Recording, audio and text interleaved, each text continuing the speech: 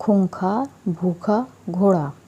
एक दिन राजा कृष्णदेव राय के दरबार में अरब देश का एक व्यापारी आया।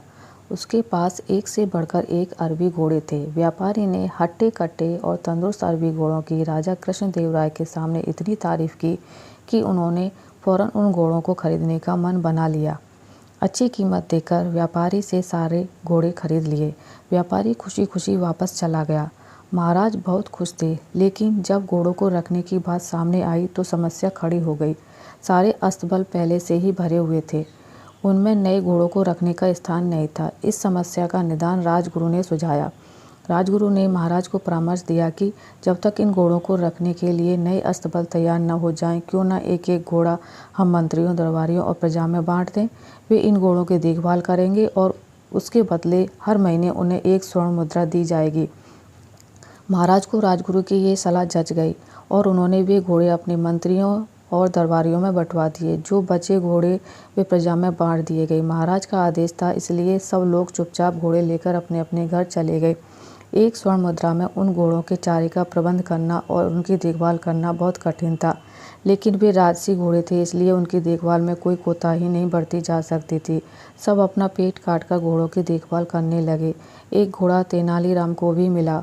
उसने वह घोड़ा अपने घर ले जाकर एक छोटी सी अंधेरी कुटिया में बांध दिया। उस कुटिया में छोटी सी एक खिड़की बनी हुई थी। उस खिड़की से तेनालीराम रोज शाम थोड़ी सी सूखी घास घोड़े को खिलाया करता था। घोड़ा दिन भर भूखा रहता था, इसलिए जैसे ही शाम को खिड़की से सूखी घास देखता लपक कर उसे खा जाता। दिन बीतते गए और वह दिन भी आया जब अरबी घोड़ों का अस्तबल बनकर तैयार हो गया। जिन मंत्रियों, दरबारियों और प्रजा के पास अरबी घोड़े थे, उन्होंने चैन की सांस ली। इतने दिनों में घोड़ों की देखभाल के कारण सबके घर का बजट बिगड़ गया था। कईयों पर कर्ज चढ़ गया था। खैर, वे घोड़े लेकर राजमहल पहुंचे। इधर तेनालीराम जब राजमहल पहुंचा तो उसका घोड़ा नदारद था। महाराज के पूछने पर वह बोला, महाराज क्या बताऊं, वह घोड़ा बहुत ही ज़्यादा खूंखार हो गया है, किसी पर भी हमला कर देता है। मुझ में तो इतना साहस नहीं कि उसके अस्तबल में घुस पाऊं, इसलिए मैं उसे नहीं ला पाया। महाराज कुछ कहते इसके पहले राजगुरु बोल पड़े, महाराज तेनालीराम की बात पर विश्वास नहीं किया जा सकता। अवश्य घोड़ा सही सलामत नहीं है, इसलिए तेनालीराम बहाना कर रहा है। हमें वहां जाकर वास्तविकता का पता लगाना चाहिए। महाराज ने राजगुरु को कुछ सैनिकों के साथ तेनालीराम के घर जाकर घोड़े को लाने का आदेश दे दिया। राजगुरु सैनिक लेकर तेनालीराम के घर पहुंच गए। साथ में तेनालीराम भी था। तेनालीराम ने उनको वह कुटिया दिखाई जहां घोड़ा बंधा हुआ था। राजगुरु जब कुटिया के पास पहुंचे तो तेनालीराम बोला, राजगुरु जी संभल के, घोड़ा सच में बहुत खूंखार हो गया है।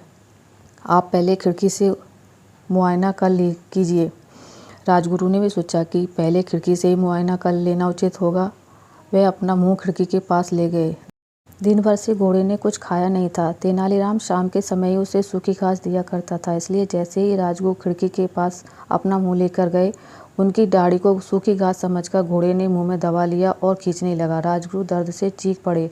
यह देख तेनालीराम बोला, मैंने कहा था ना राजगुरु जी कि घोड़ा बड़ा खूंखार हो गया है।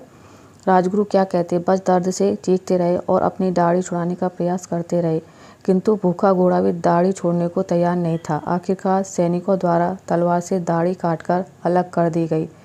तब राजगुरु की जान छूटी। उसके बाद राजगुरु ने सैनिकों को आदेश दिया कि वे घोड़े को पकड़कर राजमहल ले चलें। घोड़े को राजमहल में महाराज के सामने ले जाया गया। राजा ने जब घोड़े को देखा तो आश्चर्यचकित रह गए।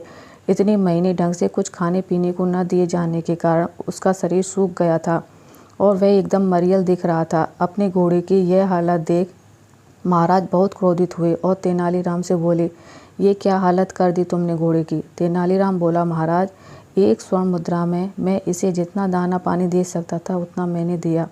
बाकी लोग आपके डर से अपना पेट काट काट कर घोड़े की देखभाल करते रहे। वह आगे कहता गया, महाराज राज्य के राजा का धर्म प्रजा की देखभाल करना है, ना कि उन पर अतिरिक्त बोझ डालना। इन घोड़ों की देखभाल करते करते और उन्हें बलवान व तंदुरुस्त बनाए रखने में आपकी प्रजा दुर्बल हो गई है। आप ही बताएं महाराज, क्या ये उचित है। महाराज को तेनालीराम की बात समझ में आ गई और उन्हें अपनी भूल का एहसास हो गया। अपनी इस भूल के लिए उन्होंने सबसे क्षमा मांगी और उन्हें इन महीनों में हुए खर्चों की भरपाई भी दी। आपको ये कहानी कैसी लगी मुझे कमेंट करके ज़रूर बताइएगा। अगर आपको मेरी कहानी अच्छी लगी है तो प्लीज़ मेरी वीडियो को लाइक करें, शेयर करें, चैनल पर नए हैं तो सब्सक्राइब करें। मिलते हैं एक नई कहानी के साथ, तब तक के लिए नमस्कार।